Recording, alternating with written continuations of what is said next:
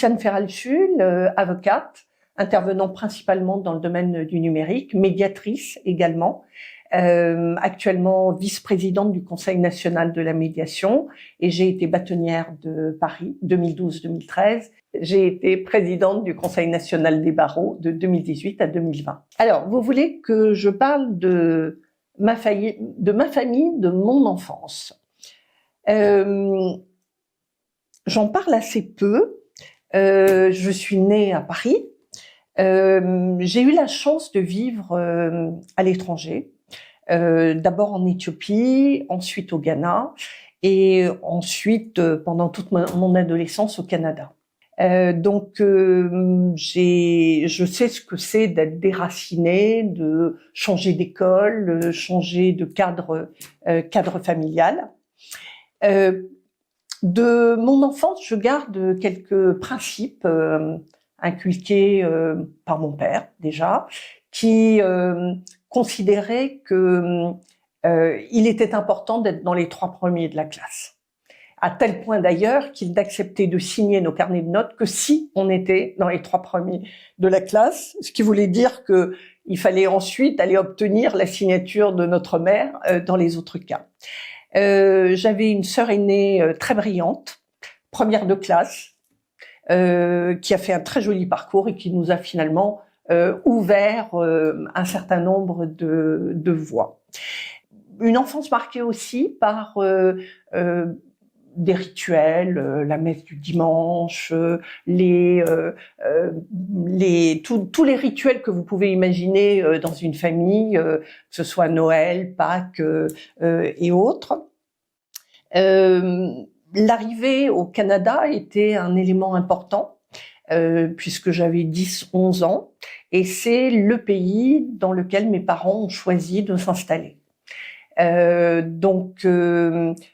J'ai passé toute mon adolescence au Canada et ça a été un marqueur important parce que très différent en termes de culture du monde de l'Afrique dont j'arrivais.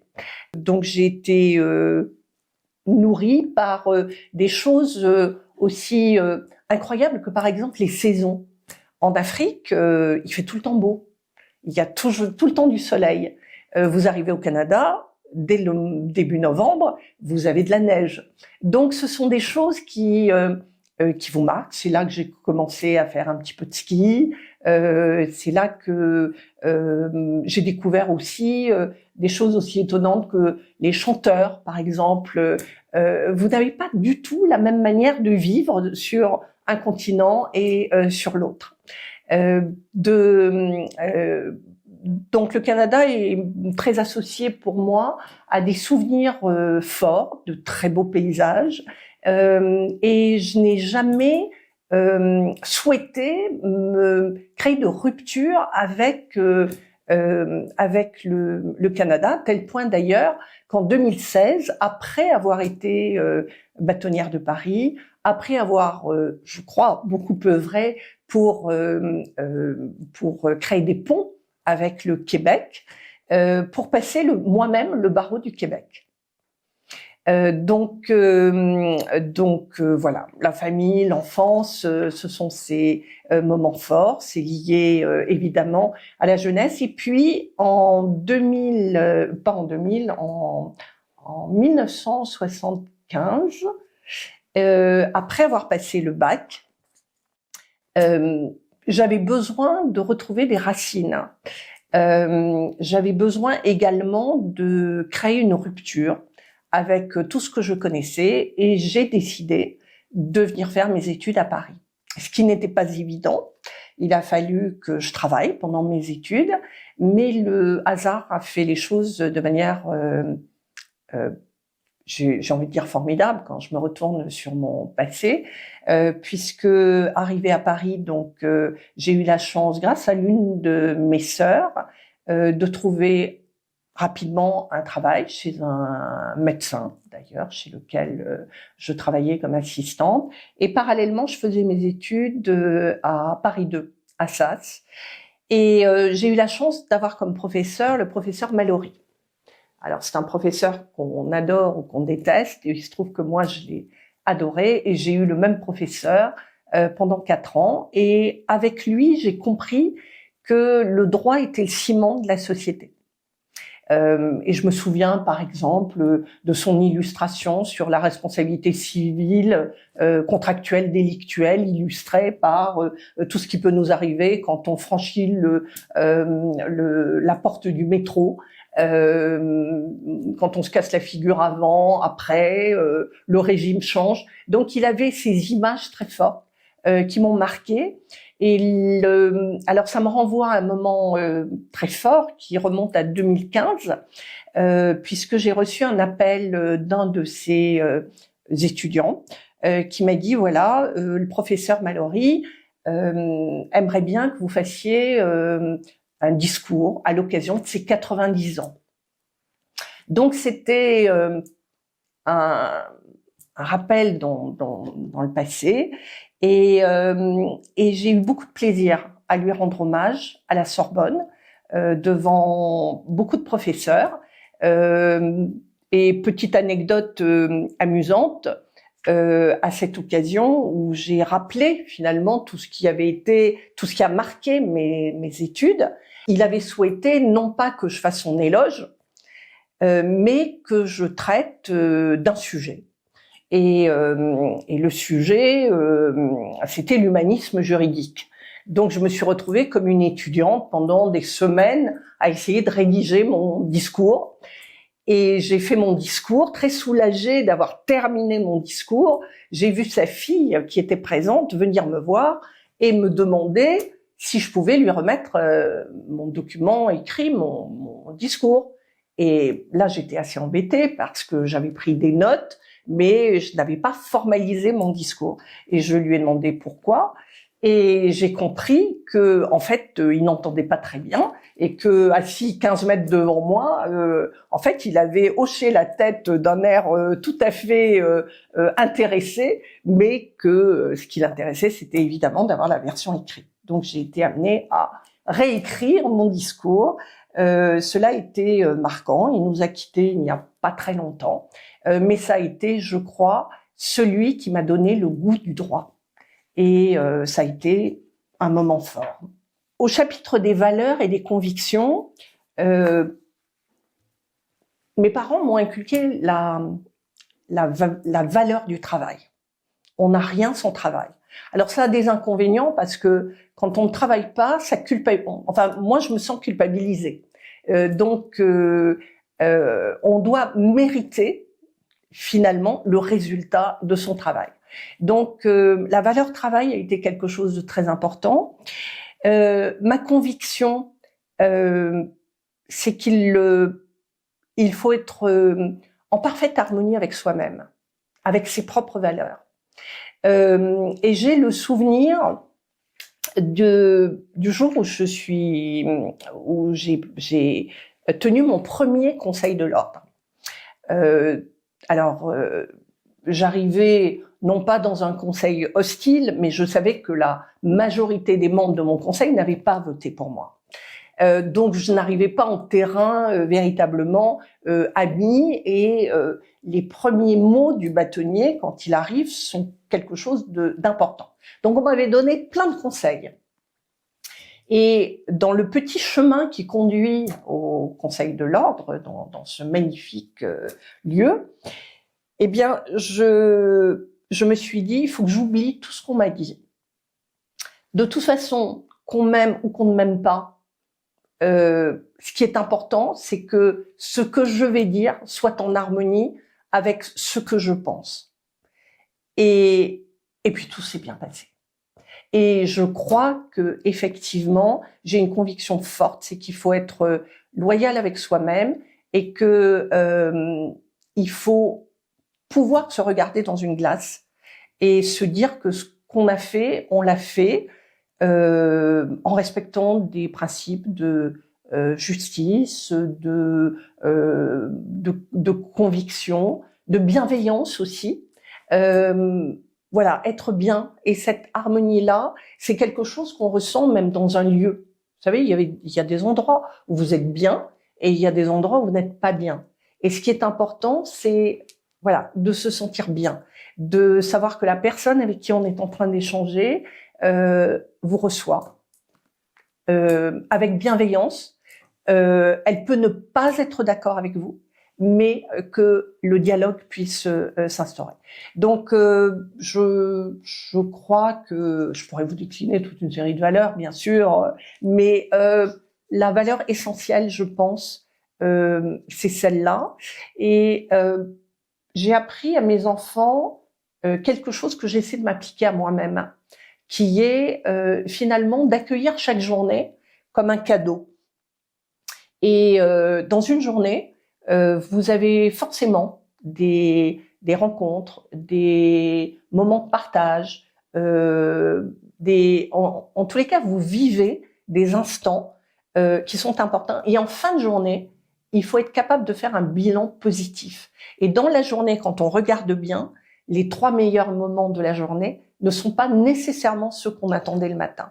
Donc, c'est cette capacité aussi à rester ouvert à ce qui peut vous arriver dans une journée. Et il arrive plein de choses formidables dans une journée et dans une vie, parce que je vois que le sujet d'après, c'est le droit et la justice. Alors, ce qui m'est arrivé de fantastique dans la vie, c'est que je n'avais pas prévu d'être avocate. Je ne viens pas d'un milieu où on pouvait espérer devenir avocat. Et finalement, ça a été un cadeau, parce que le droit, moi, me fait toujours l'effet d'un immense jeu de Lego où vous pouvez construire des choses formidables. Avec plein de petites briques, des briques de couleur, il se passe toujours quelque chose. Et vous avez cette capacité à véritablement construire. Et la justice, et ça renvoie à ce que je disais tout à l'heure sur le droit, le ciment de la société, la justice me paraît de plus en plus l'élément fondateur d'un État démocratique. S'il n'y a pas de justice, tout se fissure. Si on ne donne pas le sentiment de rendre justice, eh bien, oui, les choses peuvent se déliter. Donc, moi, j'ai eu la chance d'être avocate. J'ai aimé tout ce que j'ai pu traiter. Il n'y a pas de dossier ni petit ni grand. Chaque dossier est important pour le client. Et ce que j'ai découvert, c'est que dans un dossier, vous avez toujours une stratégie, une ligne droite, une idée, en tous les cas, de là où vous voulez arriver.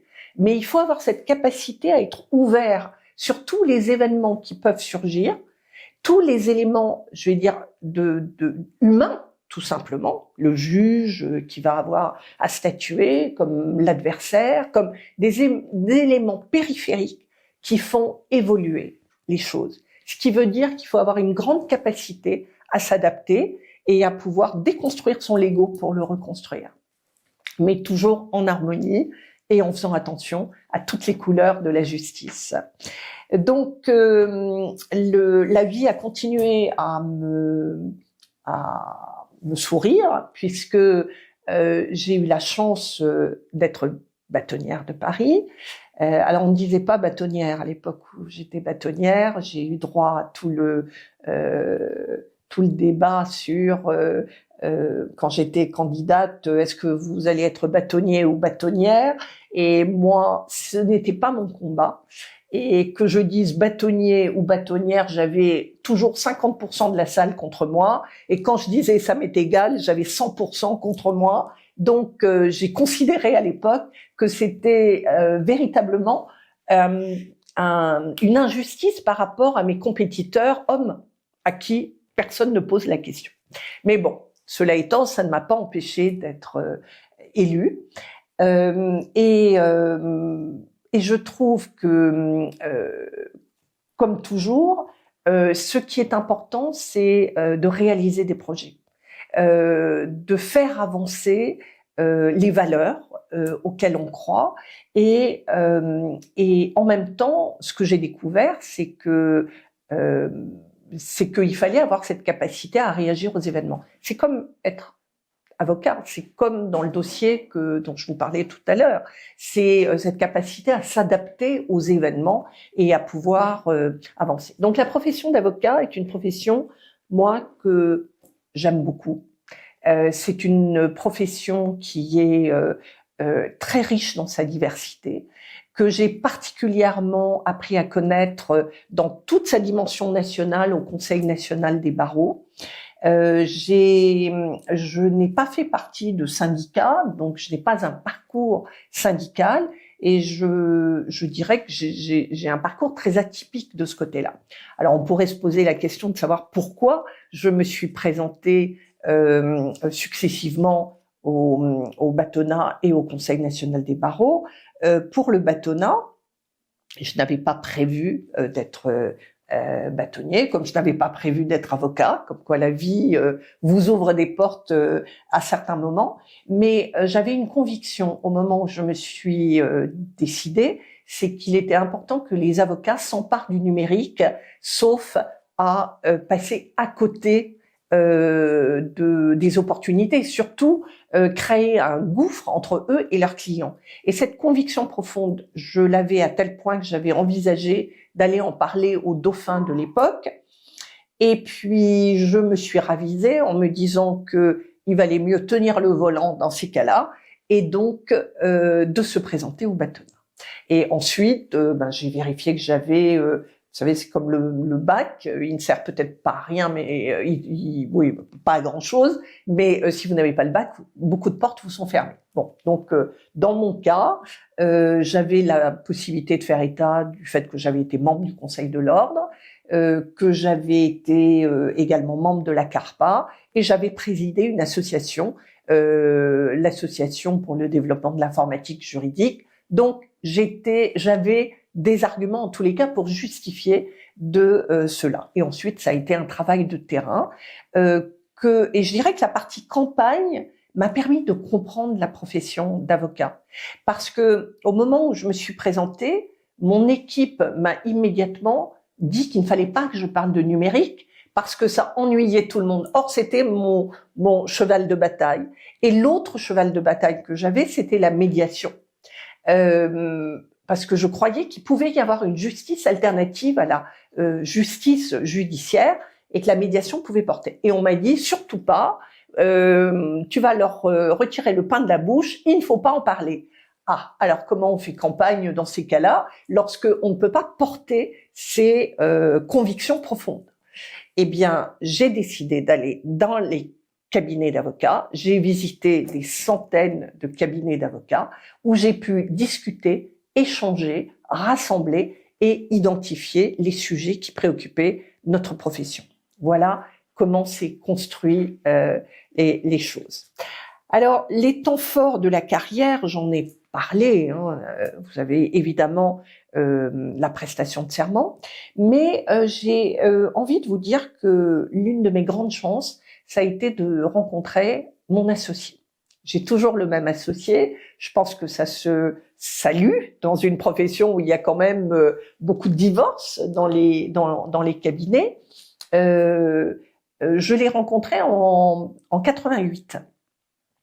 Et donc nous sommes toujours associés. Nous avons fait toute notre vie professionnelle ensemble, et j'ai même envie de dire que je suis sans doute l'une des rares personnes qui n'a pas choisi son associé, puisqu'en fait c'était un autre de nos associés qui n'est plus là, qui nous a un peu imposé l'un à l'autre, mais l'histoire s'est bien terminée puisque nous sommes toujours ensemble et très complémentaires. Et sans doute que si on avait eu à se choisir, on ne se serait pas choisi. Donc tout est bien qui finit bien, mais ça a certainement été un temps fort de ma carrière. Ensuite, vous savez, il y a des rencontres qui comptent. Je vous ai parlé du professeur de droit. Dans ma vie professionnelle, j'ai eu la chance d'être la collaboratrice de Christian Hublot et Corinne Lepage, à une époque où on était vraiment très peu dans le cabinet. Ils m'ont appris 2 ou 3 choses qui me sont restées. Je vais pas dire que on peut défendre n'importe quoi, mais que la défense est innée, qu'il y a toujours possibilité de défendre. Et puis, et qu'il faut être très rigoureux dans la gestion de son temps, la gestion de l'organisation de ces dossiers. Donc, il s'agit de marqueurs importants. Ensuite, là aussi, j'ai eu la chance de m'installer avec 3 avocates. Il faut se repositionner à l'époque. Le terme avocate n'existe pas dans notre règlement intérieur du barreau de Paris. Théoriquement, on n'a pas le droit d'utiliser le terme avocate. Et les 3 avocates avec lesquelles je m'installe me mettent en minorité sur cet argument et décident d'avoir une plaque qui porterait nos 4 noms par ordre alphabétique, donc pas de problème. Avocates à la cour, donc en infraction avec le règlement. Et lorsque je suis allée voir cette plaque, pour la petite histoire, donc j'avais une magnifique plaque en laiton, vous savez, comme on a toujours l'impression que les clients ne voient que cette plaque. Eh bien, il était marqué ce que je viens de vous indiquer, donc avocates à la cour, et en dessous, en très gros, au fond de la cour, puisque l'entrée du cabinet était au fond de la cour. Eh bien, en rappel de cette période qui m'avait un petit peu traumatisée, je dois le dire, puisque j'ai immédiatement décidé d'enfreindre une autre règle qui était qu'on n'avait pas le droit de rendre visite à nos clients. J'ai décidé qu'aucun client ne mettrait les pieds au fond de la cour, dans ces lieux où j'ai pourtant été très heureuse. Et donc, en rappel à ce souvenir, la première décision que j'ai prise comme bâtonnière a été d'inscrire le terme avocate dans notre règlement intérieur. Je suis toujours, alors malheureusement l'une d'elles est décédée, mais je suis toujours en contact avec les 2 autres qui ont été une étape dans ma vie professionnelle. Ensuite, mon histoire s'écrit avec mon associé. J'ai eu la chance également dans ce parcours avec lui d'être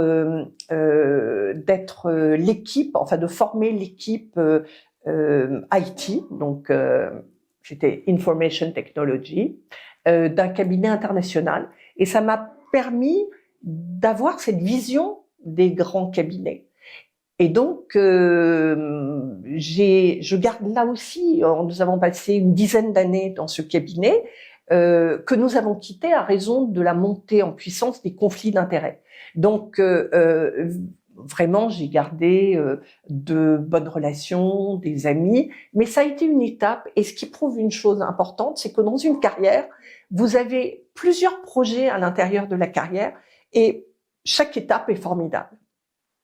Et le Conseil national des barreaux a évidemment été c'est d'une richesse formidable puisque vous avez à la fois toutes les tendances de la profession et nous avons mené des combats importants, notamment pour défendre notre régime de retraite.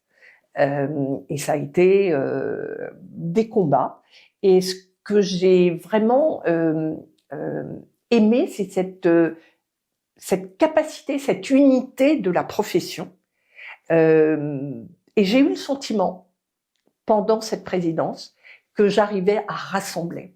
Vous savez, le président du Conseil national des barreaux, c'est un peu comme le président de l'Assemblée, il est là pour fédérer.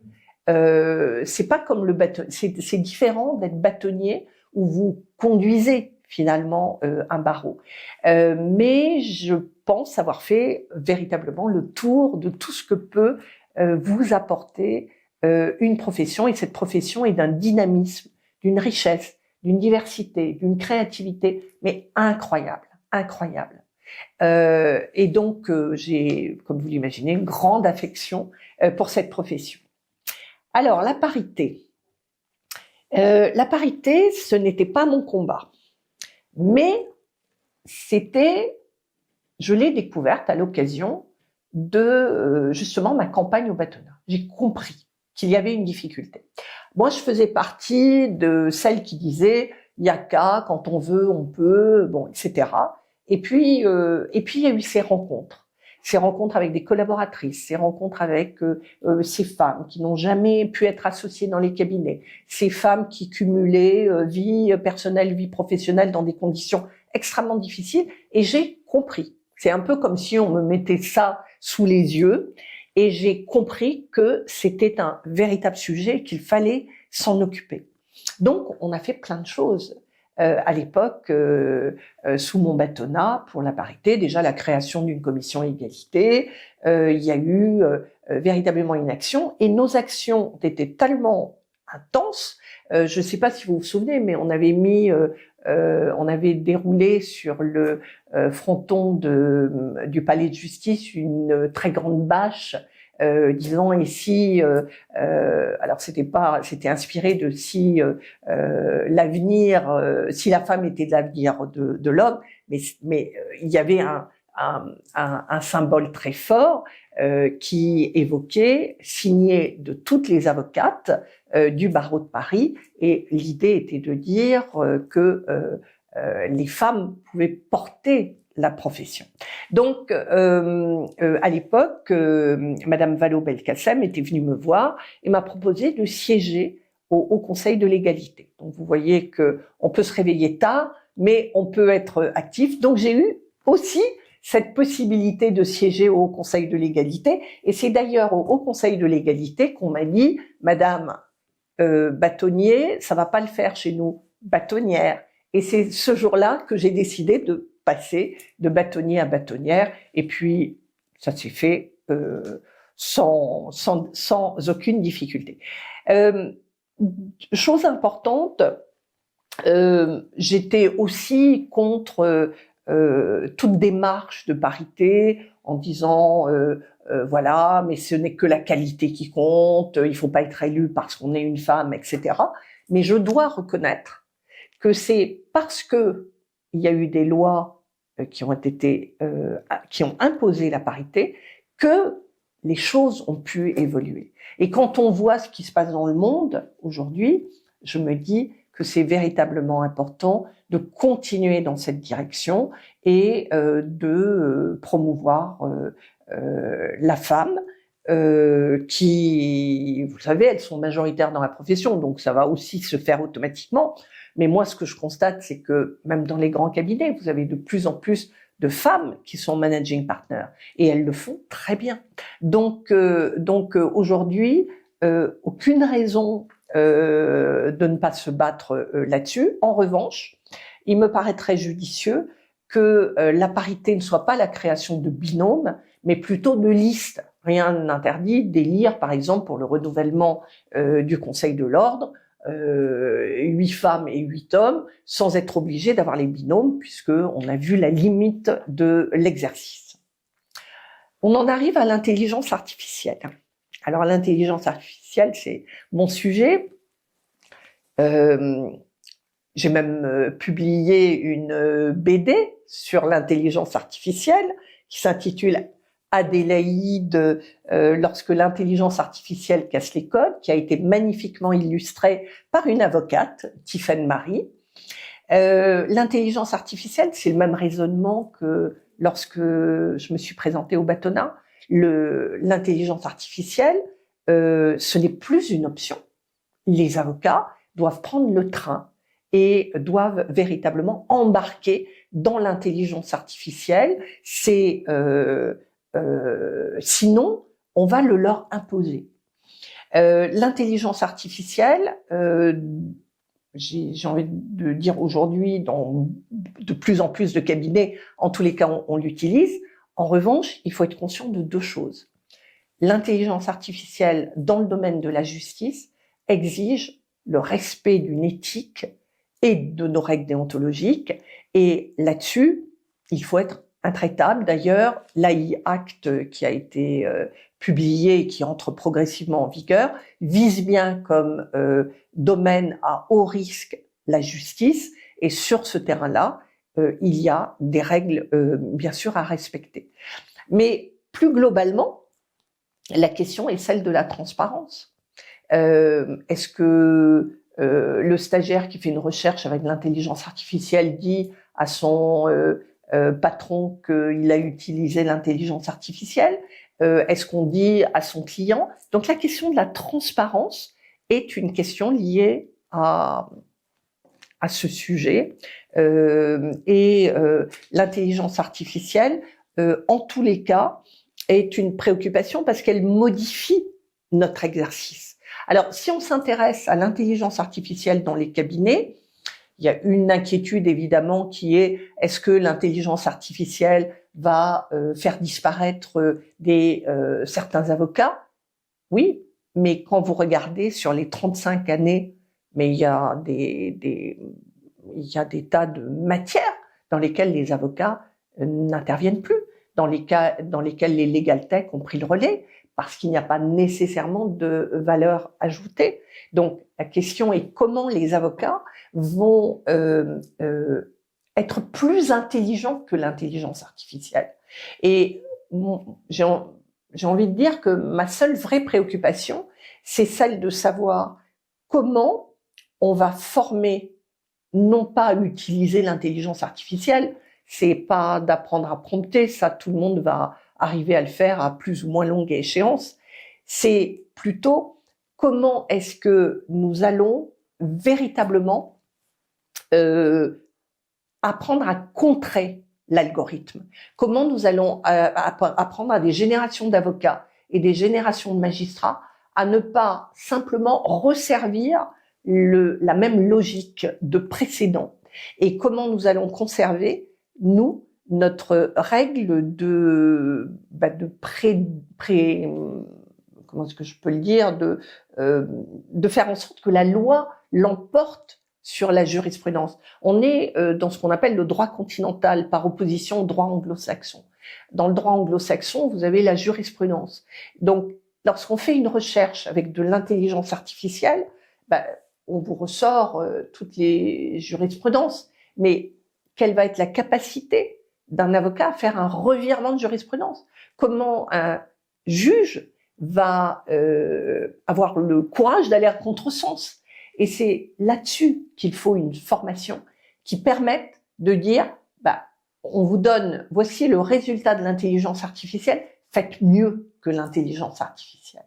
Donc, allons plus loin que l'intelligence artificielle. Alors, sur ce sujet, je pourrais vous en parler pendant des heures, mais je vois que l'heure tourne et vous me parlez des craintes et des espoirs pour l'avenir. Alors, je suppose que nous parlons de la profession. Ma crainte, j'ai une crainte avec le développement du télétravail. Je comprends l'intérêt du télétravail et je comprends très bien que cette souplesse soit appréciée.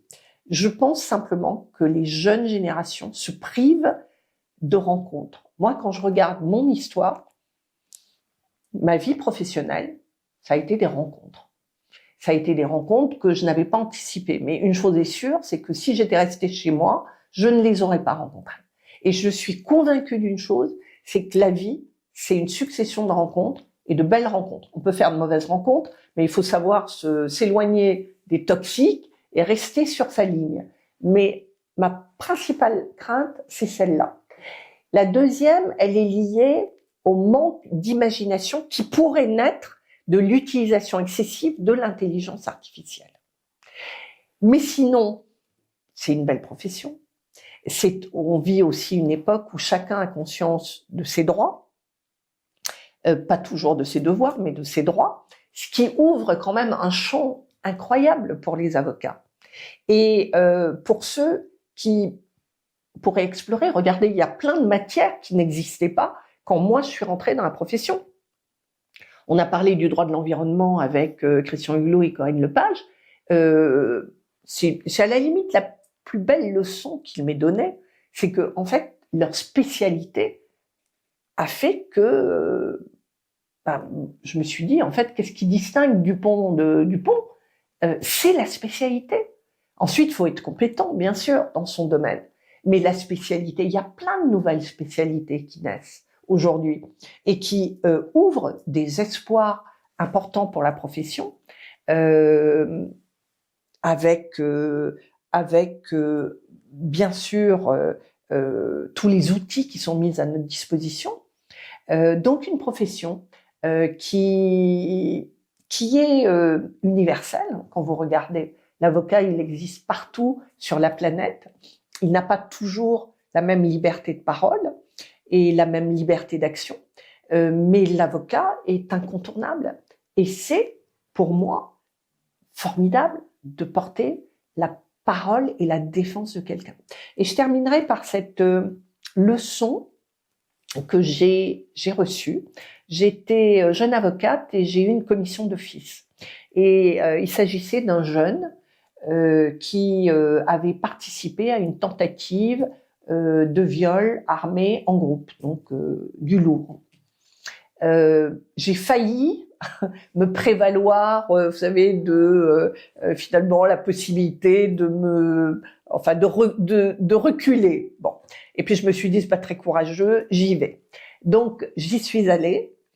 Et il s'est passé quelque chose de presque magique, mais qui a été extrêmement instructif. C'est qu'à partir du moment où il m'a parlé, où il m'a expliqué son histoire, le milieu dont il venait, son éducation, l'effet, vous savez, de groupe, j'ai adhéré, j'ai compris. Ça n'excuse rien, mais ça permet de comprendre.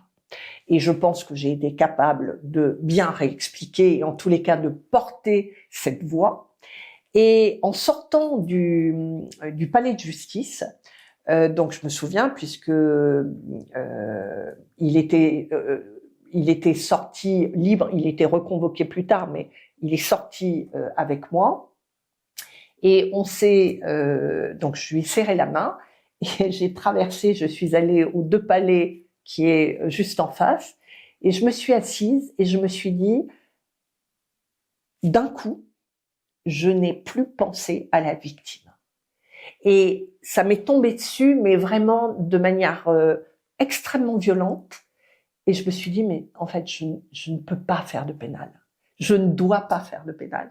Et je n'ai eu finalement en pénal que des affaires liées au numérique, ce qui est autre chose, une autre histoire. Mais j'ai quand même beaucoup d'admiration pour les avocats qui se lèvent tous les jours pour aller défendre au pénal. Il y a toujours une excuse, pas une excuse parce que le terme n'est pas approprié, mais il y a toujours une explication à donner, et on mesure quand même que dans ces situations, il faut véritablement avoir cette conviction, cette force de l'avocat vraiment chevillée au corps. Donc être avocat, c'est top.